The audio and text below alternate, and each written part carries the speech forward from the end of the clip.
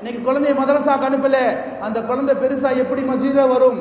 அத்தா இருப்பாரு 70 வயசு 80 வயசு 100 வயசு இருப்பாரு, அத்தா மௌத்தாயிவாரு. அல்லாஹ் ரப்பல் மௌத்தாக மாட்டான். அல்லாஹ்ட்ட கேட்டு வாங்க பழகக்கூடிய இடம் தான் பள்ளிவாசல். பள்ளிவாசல் ஹயாத்தா இருக்கும், பள்ளிவாசல் ஹயாத்தா இருக்கும்.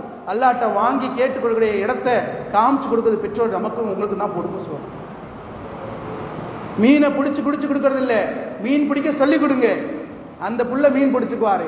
உன்னை படைச்சது அல்லாஹ் தான் படைச்சான், என்ன படைச்சது அல்லாஹ் தான் படைச்சான். உனக்கு என்ன வேணுமோ அல்லாஹ்ட்ட கேளு. இதை இல்மு சொல்லி கொடுக்கும் அந்த இடம் இருக்கே பள்ளிவாசல். பள்ளிவாசல்களை இந்த உம்மத்தே முஹம்மதியா எந்த அளவு பள்ளிவாசலில் அமல்களை கொண்டு ஜொலிக்க வைக்குமோ அந்த அளவு இந்த உம்மத்தை மற்ற மனிதர்களை முன்னாடி அல்லாஹ் ஜொலிக்க வைப்பான். இந்த உம்மத்தை பள்ளிவாசல்களையும் வீடுகளையும் விடுதிகளாக ஆக்கிவிட்டது சொன்னா இந்த உம்மத்தை அல்லாஹ் கேவலத்தை விட்டு பாதுகாக்க முடியும். கொஞ்சம் யோசிச்சு பாருங்க. ரம்ஜான் வரப்போது, நமக்கு முன்னாடி ரம்ஜான் வரப்போது. பெற்றோர் நிறையா இருக்கீங்க, பெண்கள் நிறையா இருக்கீங்க, ஆண்கள் நிறையா இருக்கீங்க. தயவு செய்து ஒரு செய்தி சொல்லி முடிக்கிறேன். அல்லாஹ்க்காக இன்னைக்கு வீட்டுக்கு போங்க, மைண்ட உட்காந்து பேசுங்க. சென்ற வருட ரமலான எப்படியாக நீங்கள் நானும் செலவு செஞ்சோம் என்பதை யோசிச்சு பாருங்க.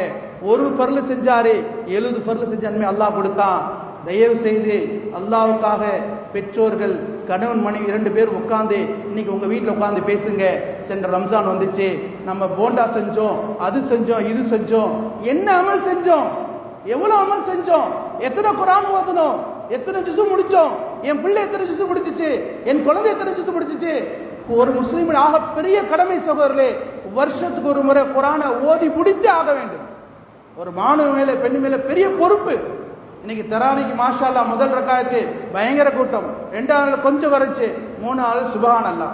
யாரோ கண்டுபிடிச்சிருக்காங்க, முதல் தராவி 15 தராவி 30 தராவி தொழுதா அல்லாஹ் 30 நாள் நோன்பு வச்சவங்க கொடுத்துருவான். மாஷா அல்லாஹ்.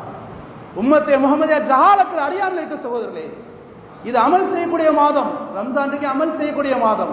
அதனால பெண்கள் தயவு செய்து கிச்சனுக்கு லீவ் விடுங்க. 1 மாசம் கிச்சனுக்கு லீவ் விடுங்க பாய், கிச்சனுக்கு லீவ் விடுங்க. மாஷா அல்லாஹ் நோன்பு வச்சு மாஷா அல்லாஹ் உம்மத்து சமையல் செய்யறதுக்கே நேரம் செய்யாது.